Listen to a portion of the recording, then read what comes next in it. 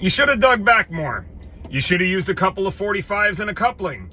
You should have used the slip fix. Those are all the comments I'm receiving on this video playing behind me here. The problem with doing any of those repairs is that the pipes did not line up at all. Let me show you. You see this right here? This is the top-down view here, and this is the side view over here. The pipes didn't line up in any way at all. They were crooked, and one of them was higher up than the other. It wasn't going to happen with 4 elbows, so I needed to use 6.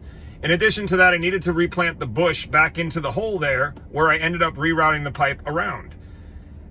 After I did all of that and turned on the zone, you want to know what happened? It worked.